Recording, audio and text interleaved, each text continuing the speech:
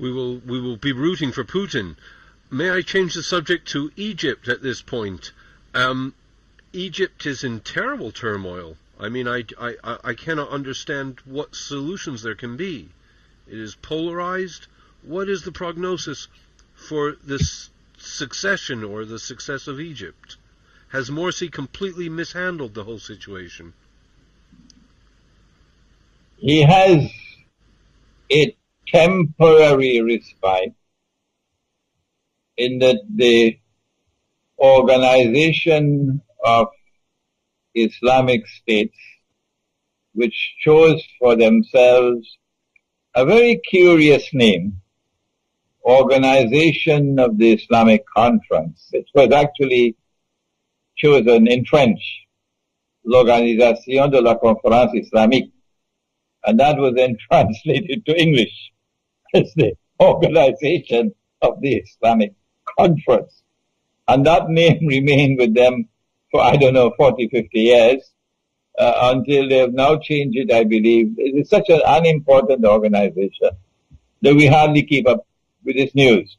I think the new name is Islamic Organization of Islamic Cooperation, OIC.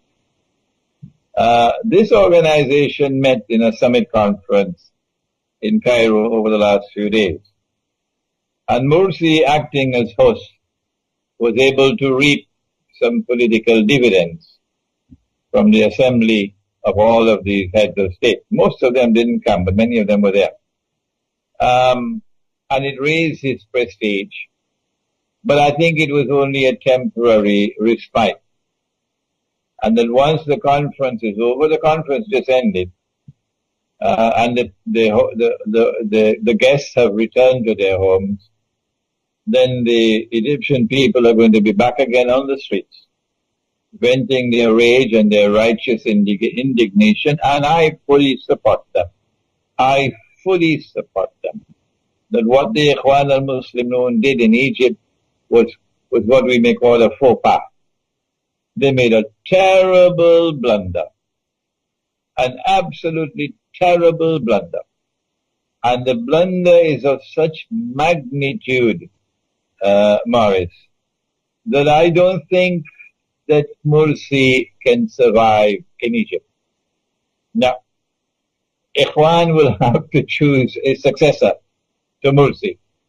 Morsi may be able to return to the United States and be successful as an engineer. But I don't think he has credentials anymore to rule over Egypt. No, because the mistake was so monstrous of pushing through that constitution over the heads of the Christians who opposed it, not having the good sense to patiently negotiate, no matter how long, and try to arrive at a consensus, which is what Prophet Muhammad, Allah's blessings be upon him, did. And I did give a talk in which I addressed the subject, and I criticized Morsi and the Ikhwan al-Muslimun government of Egypt of violating what I called the constitutional sunnah, or the sunnah or the way of the Prophet, Allah's blessings be upon him, in matters pertaining to the establishment of a constitution. Because he did negotiate a constitution in Medina, and he spent something like 7 months patiently negotiating, not only with the pagan Arab tribes, but with a large number of Jewish tribes who were there. And you had to negotiate with each tribe, because the tribes, even the Jewish tribes, were at war with each other. And this is what he did patiently over 7 months. And at the end of it all, and without the glare of publicity, without a constitutional conference being organized, he was able to secure a consensus, an agreement of all the tribes. And that consensus became known as the Mithaq of Medina, or the first written constitution in the world. This is what Egypt needed. But the Ikhwan did not have the intellectual leadership. They did not have the capacity to turn to the religion of Islam for guidance on such matters. And so they have made a terrible blunder. What's the way forward? I don't think there's any option now, but that Mursi has to step down. And Ikhwan has to fire the advisors who led him down that path. And they have to put forward somebody else who will be more conciliatory, who will reach out to the Christians of Egypt, who were there in Egypt long before Islam came to Egypt. Oh yes. And don't forget that Prophet Muhammad, Allah's blessings be upon him, married a woman from their ranks. A Christian Egyptian woman was his wife. And he had a son with her.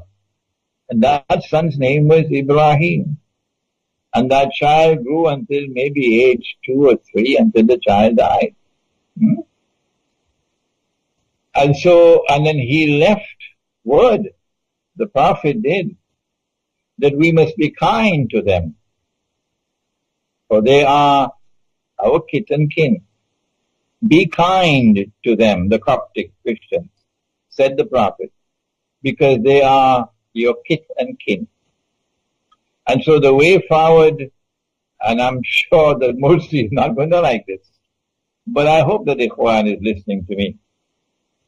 The way forward would be that Mursi be asked to step down, and that Ikhwan puts forward someone else.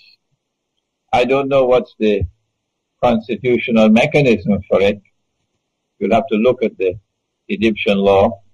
And Ikhwan puts someone else who has more wisdom, who has more patience, who is more conciliatory, and try to build the unity of the Egyptian people. What Ikhwan has done is to divide the Egyptian people as they've never been divided ever before in history.